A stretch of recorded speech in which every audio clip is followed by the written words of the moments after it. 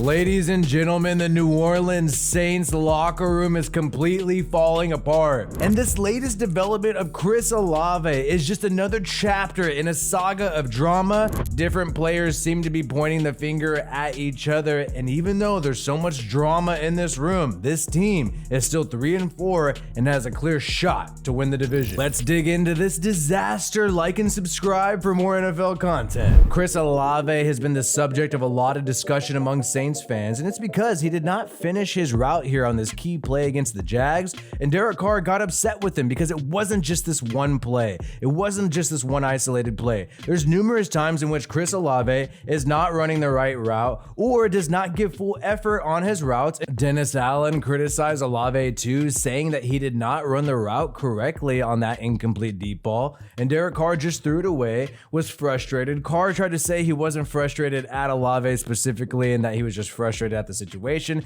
But I wasn't talking to Chris. Like the past 2 weeks, I've just been talking in general. But this has been an ongoing thing that we've seen through multiple weeks. Olave not finishing routes, not giving maximum effort. And he had Dan Orlovsky from ESPN break this down and saying that the Saints have a lot to clean up on offense. And when you take a look at this play, it's designed to actually go to Taysom Hill underneath here. The ball is supposed to go to Taysom Hill on this little out route, and Olave is supposed to run at full speed to sort of clear this area out, make all the defenders want to go towards Olave. That way Taysom Hill is right there open. And because Olave seemed to be blamed on social media for not finishing routes, because Dennis Allen pretty much blamed him, there was a good chance to get a one-on-one shot with him on the outside lanes, which in our league, if you get a chance to, get a good player in a one-on-one matchup, that's what a lot of this league is about. Chris didn't, he didn't run that route the way that it needs to be run.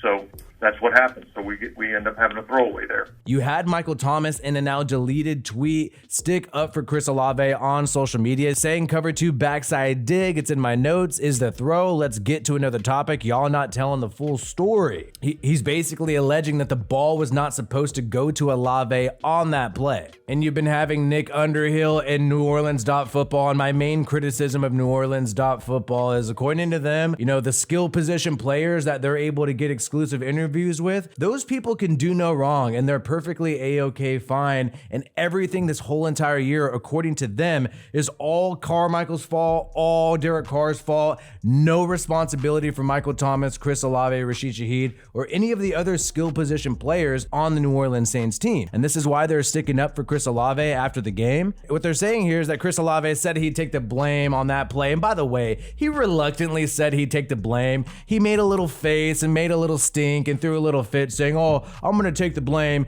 basically sarcastically doing it. So he didn't really take the blame on that play, but he should be running that all out. But the pass was never supposed to go to him. He's not even in the progression. And yes, he's not in the progression. And Michael Thomas also clarifies this exactly. His job is only to collision on the shoulder of the defender. He is never the throw, not even an alert. Only advice I would give to him is to take the ball, and no, Taysom runs fast, so he has to run even faster to clear it out. But the progression is going to Taysom Hill, Rashid Shaheed, and then Michael Thomas, and eyes only went to Taysom Hill. So they're criticizing Carr for not going to any of these other players on this progression. And basically what they're saying is Carr should have hit one of these other targets rather than throwing the ball away. But Carr was so frustrated because this is an ongoing problem. This is not the first time that we've seen Chris Olave run with no effort, and he's jogging. I'm sorry, Michael Thomas. I know you want to stick up for your buddy, but I'm sorry, man. When you're jogging like that and you're supposed to clear out some space there in order for Taysom Hill to be able to get a catch underneath, you're clearly not giving your maximum effort, and it's clearly going to piss off your quarterback and the rest of the team. Yes, Carr should not wear his emotions on his sleeve, but this was not the first time it happened, and I get it. Yeah, he probably should have hit some other target. He probably shouldn't have thrown the ball away, but he definitely wanted to send a message to his wide receiver that it's time to get it going. And it looks like the Saints are going to have to send a message to this wide receiver, Chris Olave, because not only is he messing up on the football field, but he's messed up off the football field. Chris Olave was arrested last night for reckless operation of a motor vehicle, traveling 35 miles per hour over the posted speed limit, but Olave was clocked going 70 and a 35. What? What are you doing? Why are you going that fast in a 35? Maybe he should have gone that speed limit when he was running his route trying to clear some space for Taysom Hill. That would have been helpful then. Yeah, I get that, but you can't go over more than double the speed limit. Can I arrest him, man? Yep. Yeah. Yeah. Play for the Saints, man. And?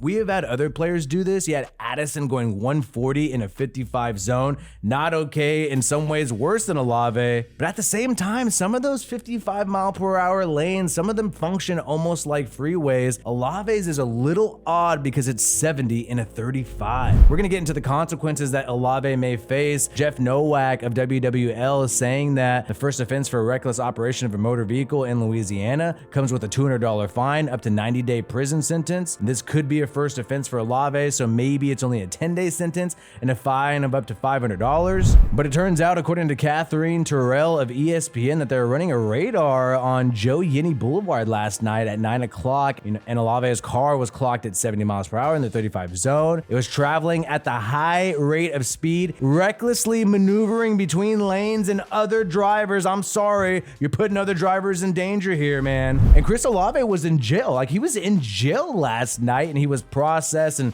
released because the bail is not that expensive, obviously, and the Saints are aware of that situation. They have not commented yet. Chris Olave was officially released from jail at 11:30 p.m. last night, and a lot of people say, oh, you're overreacting, you're acting like he caught a body or something. You had Josh Olave, Chris Olave's brother, saying bro was on the way back to the crib from CVS, ain't nothing serious. This offense maybe is more serious in Louisiana, $200 fine, up to 90-day prison sentence, but you would think reckless driving, speeding a little bit. I mean, I've gotten in trouble for not driving that well before in my life, and I usually just get a warning, a ticket, and then we move on. However, that was in California. And I have to say, man, I really don't like this. I don't like Michael Thomas throwing pretty much the quarterback under the bus publicly on social media. You shouldn't do that in public. Yes, Carr got frustrated, but after the press conference, he said it was not on Olave. He said he was just frustrated at the situation. I wasn't talking to Chris. Like the past 2 weeks, I've just been talking in general. Yes, it obviously seems like he's bending the truth there. It looks like he was clearly upset at Olave, but at least he's trying to cover for it. And for Michael Thomas to do this, man, you still got a full season in front of you. You still have so many games in front of you. Why are you going to try to divide the locker room, break things up, break things apart when you guys still have an opportunity to win the freaking division? And you have Jameis Winston over here reposting a skit, and that would seem harmless, but it's a laugh here. And Jameis Winston is reposting this skit where it's pretty much a parody of Jameis Winston talking to Kamara, and he's reposting this skit where it's pretty much mocking the Saints. It's mocking Derek Carr. It's supposed to be from Jameis Winston's perspective, how he's so screwed over that he's not allowed to play right now, and everybody talks crap on Carr and Dennis Allen behind their back. He don't even know. He don't even know that they be talking shit about him behind his back. And then quiet as kept, the QB coach told me he wanted me to play. And then it's just, it's Jameis Winston who just has to be quiet and deal with this, and he's just such a hurt individual. Hey, no, look. I just do like this.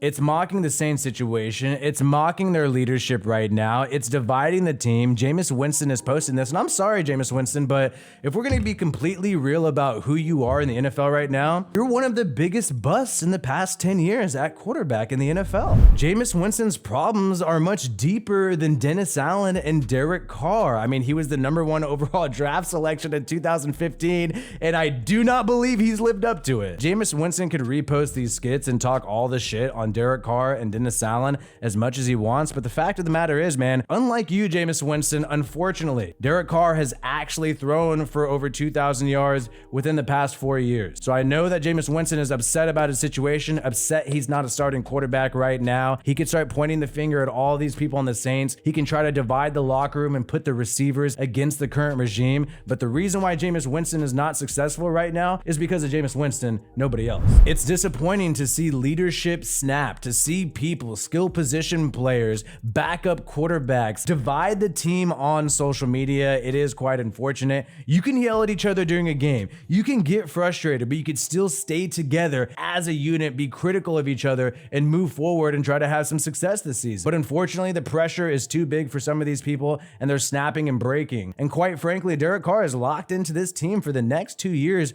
arguably the next 3 years according to his contract. Mickey Loomis, the GM, decided that he is the guy. If you're not on the same page with this guy, if you don't want to be on the same page with this guy, maybe that's what the Saints need to do. Maybe the Saints need to get somebody like Kirkwood who really wants to play, really wants to catch some passes. Start that guy. Start people who actually want to see the Saints make the playoffs, want to see the Saints be successful this year, want to see Carr be successful this year, and want to run the right routes during the game. That would be my advice. Let me know your thoughts on all this on the comments below. I know some of you are going to disagree with me, and I know Michael Thomas and Jameis Winston and Chris Olave, they could do no wrong. Go ahead and send the heat in the comments below. Peace out, and I hope you have a good one.